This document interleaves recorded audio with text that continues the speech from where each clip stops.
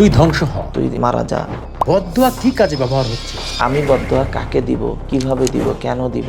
কথা শুনে আমরাও অবাক হলাম। রুকিয়া করা অবস্থায় বাসা থেকে ফোন আসলো যে তিনি সাডেনলি আইসিইউতে যাওয়া লাগছে।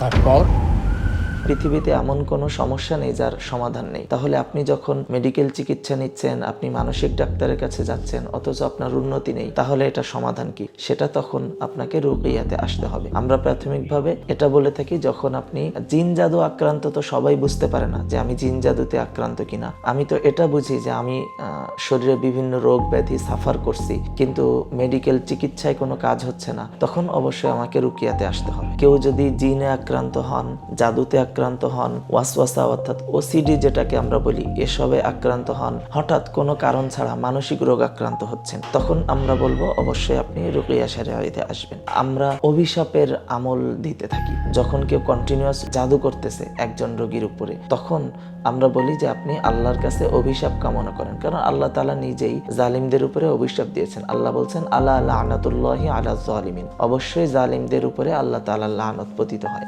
যখন আমরা একবার রুকিয়া করে সুস্থ হচ্ছেন, আবারও জাদু করছে, তখন আমাদের সবচেয়ে বড় বিষয় হয় আল্লাহর কাছে লানত কামনা করা, যে আল্লাহ এদেরকে সমূলে ধ্বংস করেন। বদদোয়া চিকিৎসার জন্য বদদোয়া, এবং এক্ষেত্রে অনেক সেন্সিটিভ ব্যাপার, যে আমরা বলে থাকি এভাবে যে আপনি কাউকে মেনশন করে বদদোয়া দিবেন না। আপনার সন্দেহ হতে পারে যে অমুক ব্যক্তি আমাকে জাদু করেছে, আপনি শিওর না, এই অবস্থায় আপনি তাকে মেনশন করে অভিশাপ দিতে পারবেন না, কারণ আপনার কাছে ক্লিয়ার মেসেজ নেই, প্রুফ নেই যে উনিই জাদু করেছেন।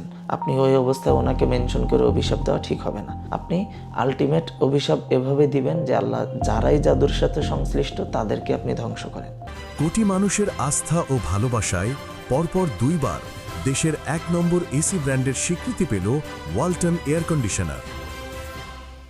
যিনি জাদু আক্রান্ত তিনি অবশ্যই জুলুমের শিকার, এবং যিনি জুলুমের শিকার মাজলুম, তার দোয়া এবং আল্লাহর মাঝে কোনো হিজাব নেই, কোনো পর্দা নেই। দোয়া করলেই আল্লাহ কবুল করেন, বিশেষ করে বদদোয়া কিংবা অভিশাপ এদের প্রতি দেওয়া হলে। যখন একজন রোগীকে আমরা প্রথমে ডায়াগনোসিস করি, করার পরে ডায়াগনোসিসের ক্ষেত্রে যেটা হয়, আস্তে আস্তে ধাপে ধাপে অনেক সময় ধরা পড়তে থাকে। প্রথমে আমরা শর্ট ডায়াগনোসিস করি।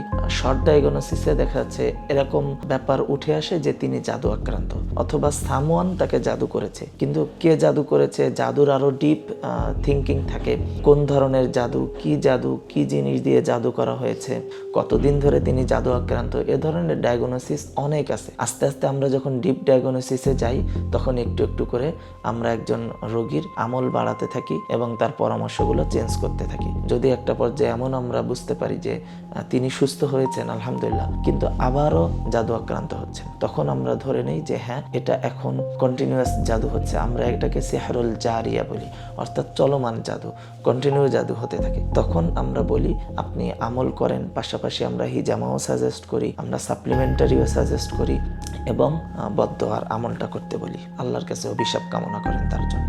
এটা প্রথম থেকেই দিতে পারে, এবং আমরা অনেক ক্ষেত্রে প্রথম থেকেই আমলটা করতে বলি। এতে বদদোয়াটা দেওয়া হয় এবং অভিশাপ ধ্বংস কামনা করা হয় 4টা জিনিসের উপরে। যে মানুষ জাদুকরের কাছে গিয়ে জাদু করে আনছে, এই জাদু যে জিনদের মাধ্যমে করা হয়েছে এবং যে জিনিসগুলা দিয়ে জাদু করা হয়েছে, এই 4টা জিনিসের উপরে মূলত অভিশাপ দেওয়া হয় এবং ধ্বংস কামনা করা হয়। যে আল্লাহ যেই জাদুর ইনস্ট্রুমেন্ট সেগুলা ধ্বংস করেন, জাদুকর যে জাদু করেছে তাকে ধ্বংস করেন, জাদুর জিন খাদেম তাকে ধ্বংস করেন, এবং যে ব্যক্তি বা যারা জাদুর সাথে সংশ্লিষ্ট তাদেরকে আল্লাহ ধ্বংস করে। এখানে চিকিৎসা ক্ষেত্রে যেটা হয়, স্পেসিফিক আমরা দোয়াগুলো আছে সেগুলা দিয়ে স্পেসিফিক ধরে ধরে বদদোয়া দেওয়া হয়, ডিপলি বদদোয়াগুলো দেওয়া হয় হাদিসে, এবং বিভিন্ন ওলামায়ে কেরামদের শিখানো দোয়াগুলো এখানে অ্যাপ্লাই করা হয়। তো দেখা যাচ্ছে আলহামদুলিল্লাহ এই বদদোয়াটা বেশি কার্যকর হয়। এমনকি এমনও হয়েছে যে জাদুকর মারা গিয়েছে বদদোয়ার কারণে, এবং যারা জাদুর সাথে সংশ্লিষ্ট তারা আল্লাহর লানতের শিকার হয়ে, তারা গজবের শিকার হয়ে ধ্বংস হয়েছে। একটা অভিজ্ঞতা যদি বলি, ইনস্ট্যান্ট আমরা রুকিয়া করছি। এখানে রুকিয়া করা অবস্থায় আমরা সন্দেহ করেছিলাম যে অমুক ব্যক্তি, তার রিলেটিভ, ব্লাড রিলেটেড, তিনি জাদু করেছেন।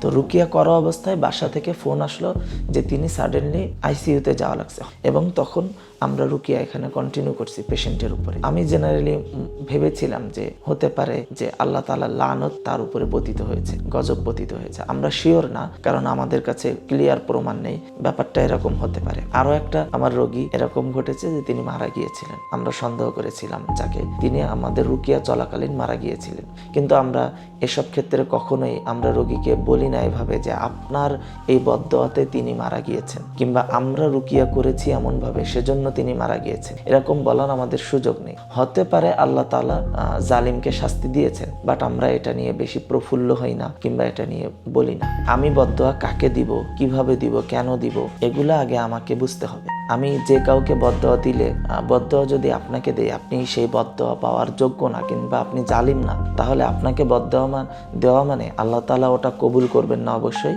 ওই বদদোয়া দেওয়ার বদলাতে আল্লাহ তাআলা আমাকে শাস্তির সম্মুখীন করতে পারে। তো এই জন্য এটা সেন্সিটিভ বলি আমরা। আমার শরীরে যদি জিন থাকে, আমি যদি জিন আক্রান্ত হই, অবশ্যই আমি জিনের উপরে বদদোয়া দিতে পারবো।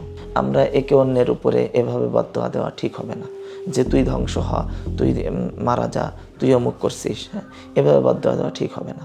আমরা এভাবে প্রেফার করি না। বদদোয়াটা একজন প্রসিদ্ধ রাকির পরামর্শের বাহিরে দেওয়া উচিত না। এই যে অভিশাপের আমল আমরা দেই, এটাও এক প্রকার চিকিৎসা, কারণ এটার দ্বারা আপনি সুস্থ হচ্ছেন। কিভাবে? যারা জাদু করছেন এবং যে জিন জাদুর খাদেম, তাকে আল্লাহ তাআলা শাস্তির সম্মুখীন করা মানেই আপনি সুস্থ হচ্ছেন, সে ধ্বংস হচ্ছে মানে আপনি সুস্থ হচ্ছেন।